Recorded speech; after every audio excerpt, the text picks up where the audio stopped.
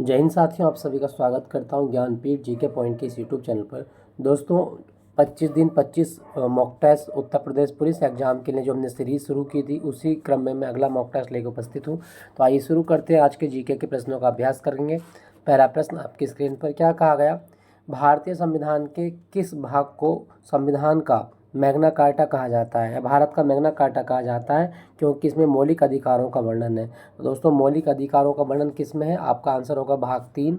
भारतीय संविधान के भाग 3 को भारत का मैग्ना कार्टा कहा जाता है। ठीक है दोस्तों, अनुच्छेद 12 से 35 में मौलिक अधिकारों का वर्णन किया गया है। क्लियर दोस्तों, याद रखिएगा। और मैं आपको बता दूं दोस्तों, जो मौलिक अधिकार है वो कहाँ से लिए गए हैं? वो अमेरिका के संविधान से लिए गए हैं, अमेरिका के संविधान से। क्लियर। और यहाँ पे मैं ये भी बताना चाहूँगा दोस्तों, हमारे इंडिया में संविधान दिवस कब होता है? तो हर साल 26 नवंबर को संविधान दिवस होता है। और भारतीय संविधान को हिंदी में किसने लिखा था? तो बसंत कृष्ण वैद ने लिखा था।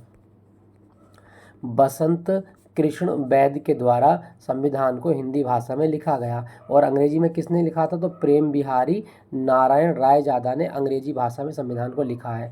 प्रेम बिहारी नारायण रायजादा। क्लियर, याद रखिएगा। तो भाग 3 ये भारत का मैग्ना कार्टा कहलाता है। अगला प्रश्न क्या कहा गया? भारतीय संविधान के किस अनुच्छेद के तहत अस्पृश्यता का अंत किया गया है? दोस्तों अबोलिशन ऑफ अनटचेबिलिटी, ये आर्टिकल 17 में आता है। अनुच्छेद 17 में अस्पृश्यता के अंत की बात की गई है। आपका सही आंसर होगा अनुच्छेद 17। क्लियर दोस्तों, याद रखिएगा। तो दोस्तों इसका सही जवाब है अनुच्छेद 17। 18 में क्या कहा गया? 18 में कहा गया उपाधियों का अंत। और 14 में कहा गया विधि के समक्ष समानता। क्लियर, याद रखिएगा। आपसे पूछ सकता है विधि के समक्ष समानता, अनुच्छेद 14। हमसे पूछा गया था अस्पृश्यता का अंत, तो वो है आपका अनुच्छेद 17। दोस्तों मैं आपको ये भी बताना चाहूँगा, अगर आपके एग्जाम में कभी क्वेश्चन आए कि भारतीय संविधान को बनने में कितना समय लगा था, तो 2 वर्ष 11 माह 18 दिन। 2 वर्ष 11 माह 18 दिन का समय लगा था भारतीय संविधान को बनने में। क्लियर, याद रखिएगा। अगला प्रश्न, भारतीय संविधान में संसदीय प्रणाली किस देश के संविधान से ली गई है? तो दोस्तों भारत में जो संविधान में संसदीय प्रणाली का जो ढांचा है वो कहाँ से लिया गया? आंसर होगा ऑप्शन बी, ब्रिटेन से लिया गया है। ब्रिटेन से। और हमने क्या लिया? ब्रिटेन से हमने लिया है, क्या लिया है? एकल नागरिकता की अवधारणा ली है। एकल नागरिकता, ठीक है, एकल नागरिकता की अवधारणा ये ब्रिटेन से ली गई है। रिट कॉन्सेप्ट जो लिया गया है, रिट, वो भी ब्रिटेन से लिया गया है। ठीक है, ये आप याद रखना। और विधि का शासन, रूल ऑफ लॉ, विधि का शासन, ये भी आपका ब्रिटेन से लिया गया है। तो ये सारी चीज़ें आप याद रखिएगा, ब्रिटेन से ये सब ली गई हैं। दोस्तों यहाँ पे मैं ये भी बताना चाहूँगा, अगर आपसे पूछे कनाडा से क्या लिया गया, तो कनाडा से लिया हमने संघ का विचार। संघ का विचार हमने कहाँ से लिया? कनाडा से। और दूसरा राज्यपाल का पद, राज्यपाल का पद हमने कहाँ से लिया? कनाडा से। आयरलैंड से हमने क्या लिया? तो डीपीएसपी लिया है। डीपीएसपी राज्य नीति के निर्देशक सिद्धांत, ये आयरलैंड से लिए। अमेरिका से आप जानते हैं, जैसे प्रस्तावना का विचार लिया है हमने, मौलिक अधिकार हमने यहाँ से लिए हैं, महाभियोग का प्रस्ताव हमने लिया है ना, जुडिशल रिव्यू का कॉन्सेप्ट हमने अमेरिका से लिया है। तो वो सब चीज़ें आप याद रखिएगा। तो हमसे पूछा गया था संसदीय प्रणाली, तो वो होगा आपका ब्रिटेन, ऑप्शन बी। अगला प्रश्न क्या कहा गया?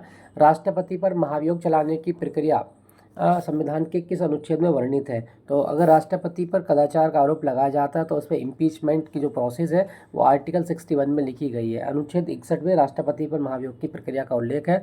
और दोस्तों मैं बताना चाहूँगा, राष्ट्रपति पर महाभियोग के लिए जो प्रस्ताव लाया जाता है वो किसी भी सदन में लाया जा सकता है, लेकिन प्रस्ताव लाने से 14 दिन पूर्व राष्ट्रपति को लिखित रूप में सूचना देनी होती है। तो ये आप याद रखना, 14 दिन पूर्व उसको सूचना देनी होगी। और उस जब ये प्रस्ताव जो सूचना है उस पर किसी भी सदन के 1/4 सदस्यों के हस्ताक्षर होने अनिवार्य हैं। तो ये जरूर आप याद रखिएगा। और राष्ट्रपति पर महाभियोग की प्रक्रिया हमने कहाँ से ली? अमेरिका से ली है। आर्टिकल 61 में ये लिखा गया है। अगला प्रश्न, किस संविधान संशोधन अधिनियम द्वारा मत देने की आयु 21 वर्ष से घटाकर 18 वर्ष कर दी गई थी? तो दोस्तों 61वां संविधान संशोधन हुआ था 1988 में, और ये लागू हुआ था 1989 में। राजीव गांधी की सरकार थी उस दौरान। ठीक है, तो ये काम किया गया था कि वोटिंग एज 21 वर्ष से घटाकर 18 वर्ष कर दी गई थी। तो सही जवाब होगा आपका ऑप्शन सी, 61वां संविधान संशोधन 1988। और मैं ये भी बता दूं दोस्तों, भारतीय संविधान का अनुच्छेद 326 ये यूनिवर्सल एडल्ट फ्रेंचाइज की बात करता है, वयस्क मताधिकार की बात करता है, अनुच्छेद 326। क्लियर, याद रखिएगा। अगला प्रश्न क्या कहा गया? कहा गया सिंधु घाटी सभ्यता का प्रसिद्ध बंदरगाह लोथल वर्तमान में किस राज्य में। तो लोथल जो था ये एक पत्तन था और ये भोगवा नदी के किनारे था, भोगवा, और ये कहाँ पर है, ये गुजरात में है। ऑप्शन सी आपका सही जवाब है। सिंधु घाटी सभ्यता जो थी वो कांस्य युगीन सभ्यता थी। कैसी थी, कांस्य युगीन। तो ये भी आप याद रखिएगा। अगला प्रश्न क्या कहा गया, चौथी बौद्ध संगति का आयोजन किसके काल में कुंडलवन में हुआ था। कुंडलवन कश्मीर में है और चौथी बौद्ध परिषद कनिष्क के टाइम में हुई थी। ऑप्शन डी आपका सही जवाब है। और इस बौद्ध परिषद में क्या हुआ कि हीनयान और महायान दो शाखाओं में बौद्ध धर्म का विभाजन हो जाता है। हीनयान और महायान कनिष्क के टाइम में ये हुआ था। क्लियर, याद रखिएगा। अगला प्रश्न, तराइन का प्रथम युद्ध 1191 में लड़ा गया जिसमें पृथ्वीराज चौहान की विजय हुई। तो किस किस के बीच लड़ा गया था, पृथ्वीराज चौहान और मोहम्मद गौरी। ऑप्शन ए आपका सही जवाब है। पृथ्वीराज चौहान और मोहम्मद गौरी के बीच तराइन का प्रथम युद्ध लड़ा गया था। क्लियर, याद रखिएगा। अगला प्रश्न, 1905 में बंगाल विभाजन के समय भारत का वायसराय कौन था। तो दोस्तों बंगाल विभाजन की घोषणा किसने की थी। ऑप्शन सी लॉर्ड कर्जन के द्वारा बंगाल विभाजन की गणना की गई थी। क्लियर, याद रखिएगा। बंगाल विभाजन, और बंगाल विभाजन के विरोध में कौन सा आंदोलन शुरू हुआ था, स्वदेशी आंदोलन।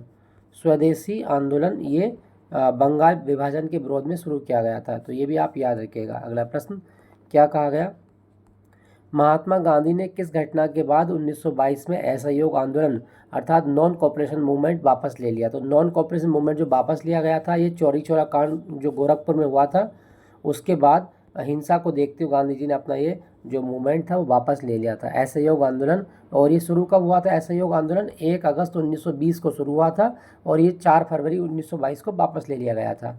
ठीक है, तो चौरा चौरी कांड के बाद ये वापस ले लिया गया था। क्लियर, याद रखिएगा। महात्मा गांधी की एक किताब है जिसका नाम है हिंद स्वराज।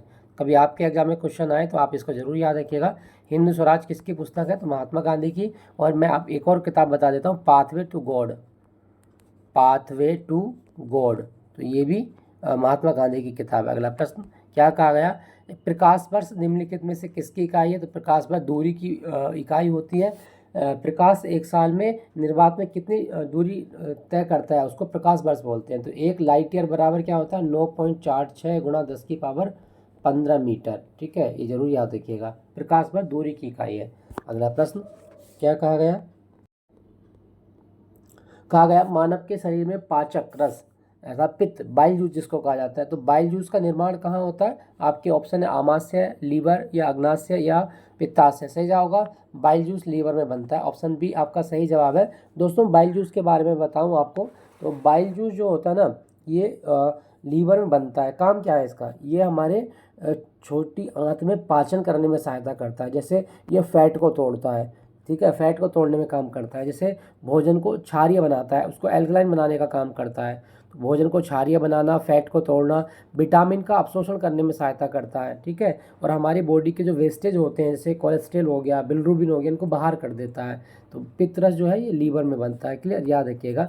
दोस्तों यहाँ पे लिखा है अग्नाशय। अग्नाशय ये एक प्रकार की मिश्रित ग्रंथि है, मिक्स्ड ग्लैंड होती है, ये जरूर याद रखना। ये मानव के शरीर की एकमात्र मिश्रित ग्रंथि है। क्लियर, पूछा जाता है आपके एग्जाम में।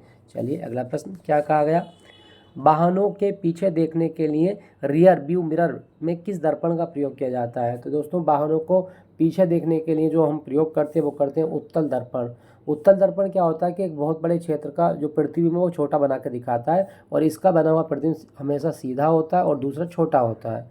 ठीक है, ये आप याद रखना, सीधा और छोटा। अगला प्रश्न क्या कहा गया, शुद्ध जल का पीएच मान कितना होता है जो इसे उदासीन बनाता है। तो शुद्ध जल का पीएच मान होता है 7। ऑप्शन सी आपका सही जवाब है। मैं आपको बता दूं, अगर कभी क्वेश्चन आए क्या शुद्ध जल में आप इलेक्ट्रिक प्रवाह कर सकते हैं, तो आपका आंसर होगा नहीं, शुद्ध जल में इलेक्ट्रिक प्रवाह नहीं हो सकता। क्यों, क्योंकि शुद्ध जल में हाइड्रोक्सिल आयन और हाइड्रोनियम आयन दोनों की सांद्रता बराबर होती है। ठीक है, इसलिए करंट फ्लो नहीं हो सकता। ठीक है, ये आप याद रखिएगा। अगला प्रश्न, रिकेट्स नामक बीमारी जिसमें बच्चों की हड्डियां कमजोर हो जाती है किस विटामिन के कमी के कारण होती है। तो रिकेट्स विटामिन डी की कमी के कारण होने वाला रोग है। ऑप्शन डी आपका सही जवाब है, रिकेट्स। और एक रोग और होता है वो है ओस्टियोमलेशिया।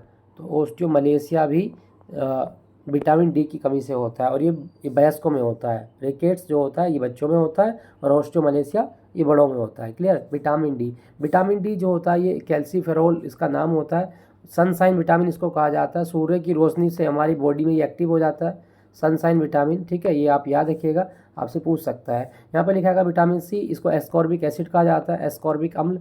और विटामिन सी के बारे में सबसे इंपॉर्टेंट बात यह है कि केवल प्लांट फूड से हमें मिलता है, ठीक है, दूध में विटामिन सी नहीं होता, मांस में विटामिन सी नहीं होता है।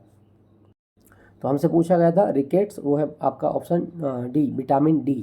अगला प्रश्न क्या कहा गया, बुल्स आई शब्द का संबंध किस खेल से है? तो बुल्स आइज के ऑप्शन है मुक्केबाजी, निशानेबाजी या तीरंदाजी। देखो दोस्तों, बुल्स आई क्या होता है, आपने ना तीरंदाजी के खेल में या निशानेबाजी के खेल में एक बोर्ड देखा होगा इस तरह से, है ना, एक बोर्ड देखा होगा, एक बोर्ड इस तरह से एक बोर्ड होता है। तो सबसे बीच का जो सेंटर बिंदु होता है ना, ये जहाँ मैं इसको डार्क कर रहा हूँ, ये वाला, यही होता है आपका बुल साइज, ठीक है। तो यहाँ पे अगर आप निशाना लगाते हैं तो आपको 10 मार्क्स मिलते हैं, फुल मार्क्स मिलेंगे आपको। तो बुल साइज तीरंदाजी में होता है और निशानेबाजी में होता है। ऑप्शन डी, बी और सी दोनों सही है। क्लियर, याद रखिएगा। अगला प्रश्न, चाइनामैन शब्द का प्रयोग किस खेल में किया जाता है? तो चाइनामैन एक क्रिकेट की शब्दावली है और ये मेनली बॉलर के लिए यूज़ की जाती है, जो गेंदबाज होता है उसके लिए यूज़ की जाती है। तो क्रिकेट के लिए होता है चाइनामैन। क्लियर, याद रखिएगा, आपसे पूछा जा सकता है। दोस्तों, क्या आपको पता है कि भारत में सबसे पुरानी क्रिकेट प्रतियोगिता कौन सी है? तो आप बताइएगा, रणजी ट्रॉफी। भारत में सबसे पुरानी क्रिकेट प्रतियोगिता रणजी ट्रॉफी है, जो 1934 में शुरू की गई थी। अगला प्रश्न क्या कहा गया, ड्यूस और स्मैश शब्दावलियाँ मुख्य रूप से किस खेल में प्रयुक्त होती हैं? तो ड्यूस और स्मैश ये टेनिस और बैडमिंटन दोनों में होती हैं। ऑप्शन बी आपका सही जवाब है, टेनिस और बैडमिंटन। यहाँ पे मैं आपको एक चीज़ और बताऊँ, जैसे हॉकी है ना, हॉकी में एक शब्दावली काफ़ी आती है आपके आगे में, बुली। तो बुली क्या होता है, जब हॉकी का खेल शुरू होता है ना, तो दोनों जो टीमों के खिलाड़ी होते हैं वो अपनी अपनी स्टिक या छड़ी जो होती है वो एक दूसरे की छड़ी से मिलान करते हैं, है ना, उनको एक दूसरे से उसका मेल होता है, तो उसी को हम बोलते हैं बुली। हॉकी का खेल शुरू करने की प्रक्रिया बुली कहलाती है, ये भी आप याद रखना, ठीक है। यहाँ पे लिखा है शतरंज। शतरंज की कई सारी शब्दावली आपके एग्जाम में आती है, जैसे गैम्बिट बहुत आता है, जैसे चेकमेट बहुत पूछता है आपके एग्जाम में, जैसे बिशप बहुत पूछता है आपके एग्जाम में, जैसे नाइट बहुत आता है आपके एग्जाम में, जैसे आपका पॉन बहुत पूछता है आपके एग्जाम में, पॉन। तो पॉन जो प्यादा होता है ना, पॉन, उसको पॉन कहा जाता है। नाइट हो गया, बिशप हो गया, चेकमेट हो गया, गैम्बिट बहुत पूछता है आपके एग्जाम में, गैम्बिट, ठीक है। तो ये सब शब्दावली शतरंज की होती है, ये आप याद है ना, आपसे काफ़ी पूछा जाता है एग्जाम में। हमसे ड्यूस और स्मैश पूछा गया था, टेनिस और बैडमिंटन में यूज होती है। दोस्तों, यहाँ पे ना याद रखना, बैडमिंटन के लिए एक होता है उबेर कप, उबेर कप, और एक होता है थॉमस कप, थॉमस कप। तो ये ना दोनों ही बैडमिंटन के लिए। टेनिस के लिए डेविस कप बड़ा फेमस है, डेविस कप। क्लियर, याद रखना। अगला प्रश्न क्या कहा गया, गैम्बिट और चेकमेट शब्द का संबंध किस खेल से है? अभी मैंने आपको पढ़ाया है, गैम्बिट और चेकमेट दोनों चेस में होते हैं, शतरंज में होते हैं ना। तो अभी आप याद रखिएगा, शतरंज की शब्दावली है। ऑप्शन बी आपका सही जवाब है। अगला प्रश्न क्या कहा गया, फुटबॉल के खेल में गोल पोस्ट के सामने खिलाड़ी द्वारा हाथ से गेंद छूने पर क्या दिया जाता है? तो वो दिया जाता है पेनल्टी किक। ऑप्शन बी आपका सही जवाब है, पेनल्टी किक दी जाती है, ठीक है। ऑप्शन बी आपका सही जवाब है। दोस्तों, अगर आपसे पूछा है फुटबॉल की अंतर्राष्ट्रीय बॉडी कौन सी है, फीफा, और फीफा का मुख्यालय कहाँ पर है? ज्यूरिख में है, ज्यूरिख। क्लियर, याद रखिएगा। अगला प्रश्न क्या कहा गया, उत्तर प्रदेश का राजकीय वृक्ष और राजकीय पुष्प कौन सा है? दोस्तों, उत्तर प्रदेश का राजकीय वृक्ष जो है वो है आपका अशोक, और राजकीय पुष्प है पलाश। ऑप्शन बी आपका सही जवाब है। अगर आपसे पूछा है उत्तर प्रदेश का राजकीय पशु कौन सा है, तो वह आपका बारहसिंगा, ये भी आप याद रखना, आपसे पूछ सकता है। अगला प्रश्न क्या कहा गया, उत्तर प्रदेश का कौन सा जिला इत्र और सुगंधित तेलों के निर्माण के लिए विश्व विख्यात है? दोस्तों, सही जवाब होगा आपका ऑप्शन बी, कन्नौज। कन्नौज को पूर्व का ग्रास भी कहा जाता है, पूर्व का ग्रास। क्लियर, याद रखिएगा कन्नौज। और कन्नौज को प्राचीन काल में महोदी के नाम से भी जाना गया, महोदी, ठीक है, महोदी के नाम से भी जाना जाता है। तो ये जरूर याद रखना, महोदी किस जिले का प्राचीन नाम है? कन्नौज का। और कन्नौज को कान्य कुज्जा भी कहा गया है, कान्य कुज्जा। क्लियर, याद रखिएगा, आपसे पूछा जा सकता है। और यहाँ पे मैं बता दूं दोस्तों, कन्नौज में एक पक्षी विहार भी है, लाख बहोसी पक्षी विहार। तो लाख बहोसी पक्षी विहार ये कहाँ पर है? तो ये कन्नौज में है, ठीक है। और कन्नौज को इत्र नगरी कहा गया है उत्तर प्रदेश की। ऑप्शन बी आपका सही जवाब है। अगला प्रश्न, उत्तर प्रदेश की प्रथम महिला मुख्यमंत्री कौन थी, जो भारत के किसी भी राज्य की पहली महिला मुख्यमंत्री बनी? तो दोस्तों, सही जवाब क्या होगा, यूपी की पहली मुख्यमंत्री वो थी सुचेता कृपलानी। ऑप्शन बी आपका सही जवाब है, सुचेता कृपलानी। अगर आपके एग्जाम में पूछा जाए कि यूपी की पहली राज्यपाल कौन है, तो राज्यपाल है सरोजनी नायडू। और यूपी के पहले मुख्यमंत्री कौन थे, तो पहले सीएम थे जीबी पंत, गोविंद बल्लभ पंत। और अगर आपसे पूछे कि विधानसभा अध्यक्ष कौन है पहले, तो वह है पुरुषोत्तम दास टंडन, पुरुषोत्तम दास टंडन। क्लियर, याद रखिएगा, आपसे पूछ सकता है।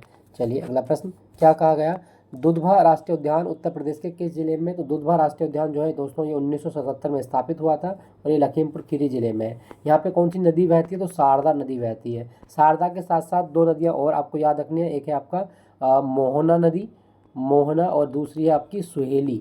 तो मोहना और सुहेली नदी ये भी दुधवा राष्ट्रीय उद्यान में बहती है। क्लियर, याद रखिएगा, आपसे पूछ सकता है। तो दुधवा राष्ट्रीय उद्यान यूपी का एकमात्र राष्ट्रीय उद्यान है जो कहाँ पर है, लखीमपुर खीरी जिले में है। अगला प्रश्न क्या कहा गया, उत्तर प्रदेश के किस शहर को पीतल नगरी कहा जाता है। तो पीतल नगरी अपने मुरादाबाद को कहा जाता है। ऑप्शन बी आपका सही जवाब मुरादाबाद।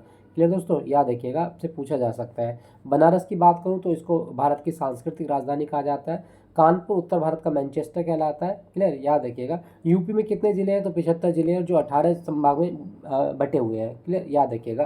तो ये था आज का एक छोटा सा मॉक टेस्ट, 25 प्रश्नों का अभ्यास मैंने आपको कराया है। आई होप सेशन अच्छा लगा, अच्छा लगे तो लाइक कीजिएगा, अपने दोस्तों के साथ शेयर कीजिएगा। फिर मुलाकात होगी नए मॉक टेस्ट का।